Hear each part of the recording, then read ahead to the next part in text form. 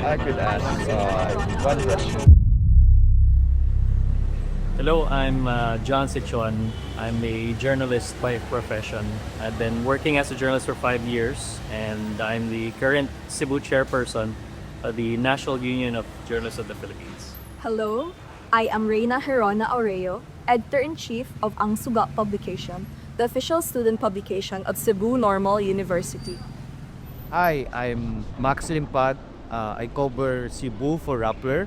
I write about religion, history, politics, culture for Rappler and Esquire Philippines.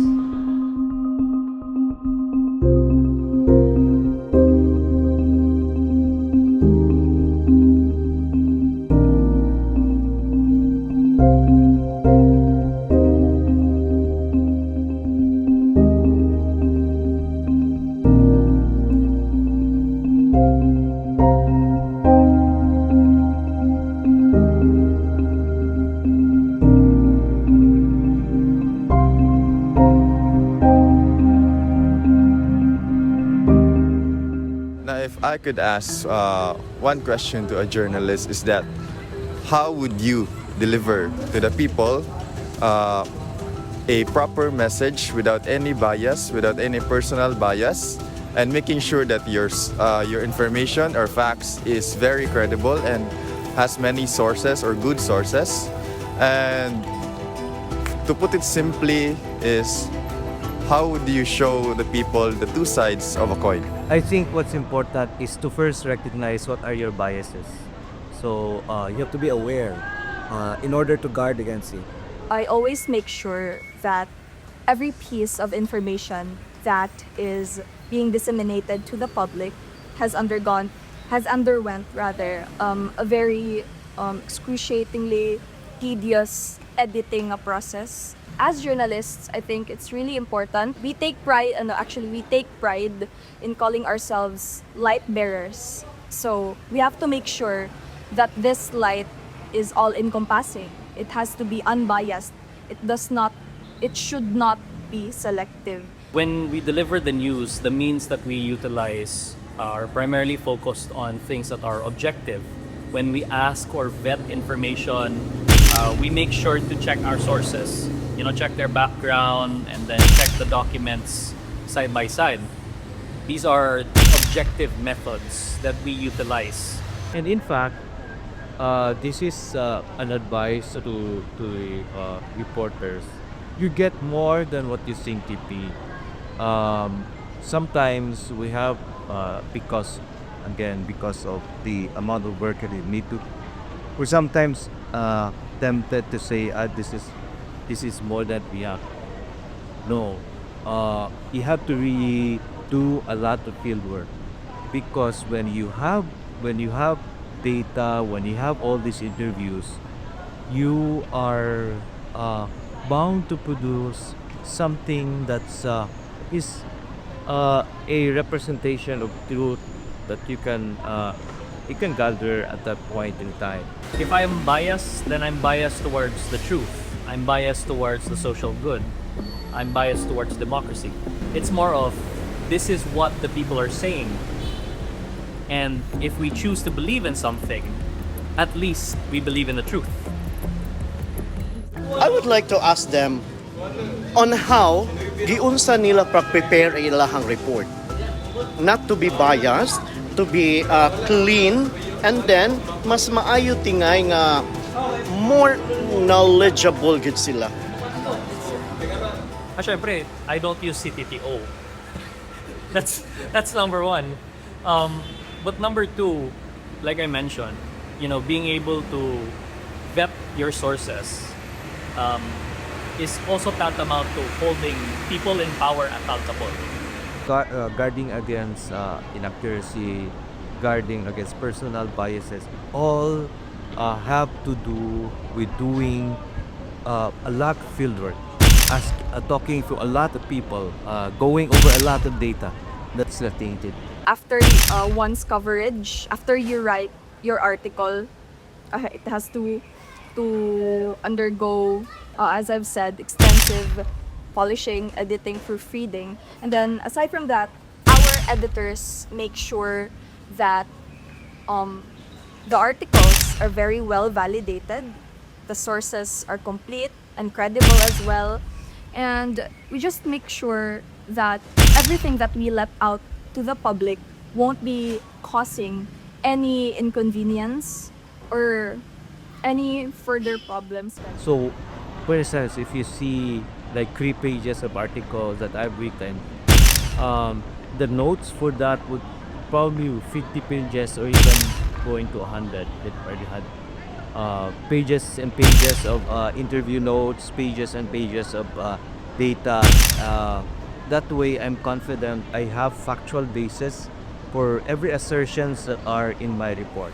You know, because there will always be politicians who will say that they can, for example, make the price of rice 20 pesos. And if they do stuff like that, of course, we have to vet the quality of the rice, the documents that came into the financial or the money trail behind the purchase of these rice. Is it actually 20 pesos?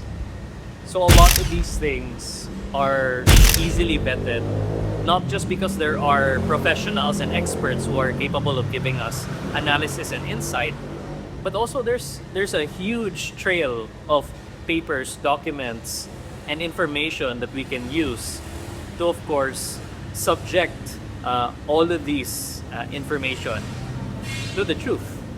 Basically, accuracy is our foundation in the publication, and as I've said, we take pride in calling ourselves light bearers. And if we fail to do so, if we fail to be bearers of light, if we spread darkness instead of light, so mo na siya, we won't be true to our core. That's where the terminology "shedding light on the truth" comes from, you know, and that's how we know if something is riddled in dirt or not. Okay, so my question would be, what will be your priority? Would it be for the betterment of the people or for the betterment of your company? People, syempre. We wouldn't be the outlet I work for wouldn't be here today if we didn't prioritize the people and everything that we wrote. I believe a publication that is self-serving is not serving at all. So, yeah, mao na siya. Everything that we do it with purpose. And our purpose is to inform, is to entertain, and to shed light and to spread the truth to the student body. That is our core as journalists, I believe. That gives us purpose. That is our purpose. We wouldn't be around if it was just for the interest of the company. If people wouldn't be asking us to write stories about these things, about the killing of innocents, about extrajudicial killings, about human rights violations. If there are families who are okay with all of these things, then I'm sure there are families that would rather or just continue to stay quiet, but they're not. They're fighting back, and we're here to support these families. So, I think for journalism, the first mission is to make sure that all these organizations, media organizations, survive. That has to be in consideration, because without media organizations, how can we do the journalism that we do? Since I am freelance, my top priority is my personal interest, so my values come into play, my point of view comes into play.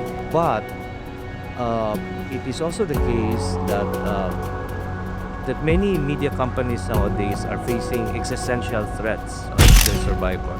Of course, I can do it on my blog personally, but there will be less journalism without organizations, without companies like Rappler or the local ones like Freelance and Star and CDN. I would ask if what topic they think should be brought into the light today. So what topic do they think has not been brought too much attention as of late that should be given attention? I think that's what I would ask. Kana yung lack of student spaces, because for everyone's information, Cebu Normal University is a very, very cramped place. It's very though gamay ra mig estudyante gyud kay, Ganang, compared sa other schools, sara na siya ka-block, RSL's Menia Boulevard. And the students there are really trying their best to learn despite the environment na dili conducive for learning. I think issues on governance, issues, for example, on how our funds are spent, how government money is spent. We're seeing fewer reports on audit, government audit, largely because of the way the Commission on Audit changed the release cycle of the annual audit reports.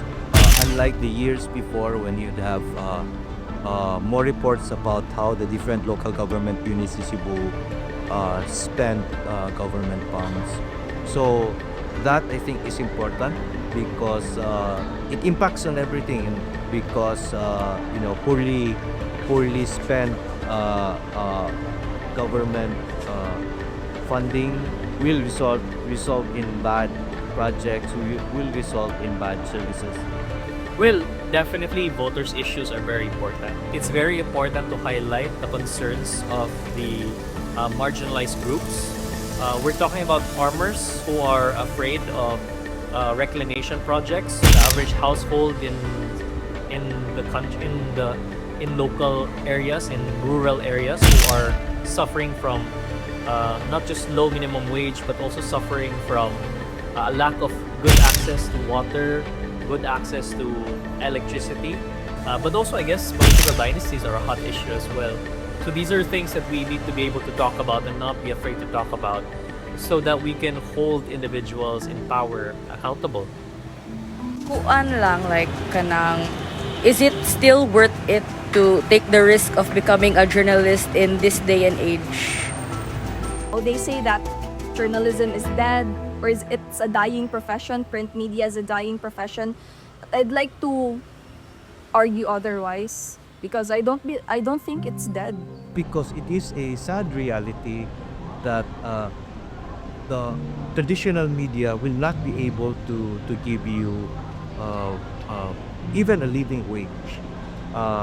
Salaries are low, and rather than increasing through the years. But when you talk about personal fulfillment, when you talk about making an impact, I think it's very fulfilling. I think the personal fulfillment that you get, the personal satisfaction that you get from being able to, when you think that you're able to fulfill what you consider to be a personal vision, that for me is, I think, the primary consideration of why I'm still a journalist right now. I think now more than ever, it's journalism is very crucial to our society, especially with all of the rampant misinformation. Because who would fight misinformation if wala tay journalists, diba, to tell us what is right? So yeah, I really encourage students to take on the journalism path now more than ever. Yes, for me personally, the people are still worth fighting for. While I would encourage them to pursue their dreams and goals, this is the reality that you have to face. I don't want to sugarcoat it. Less of an advice, but more of a reminder that you're not going to be alone. There's going to be a lot of us who are going to stand behind you, who are going to be standing just right beside you, and who are not going to be afraid to raise their fists to the US ma'am. If you could ask one question to the citizen about how they react to your profession, what would this be? Is news still important in your life? Do you still need journalism? When we journalists speak the truth, even when it's very difficult to hear or understand, will you still stand with us? Can I look to the camera and say it? Do you want to live like this forever?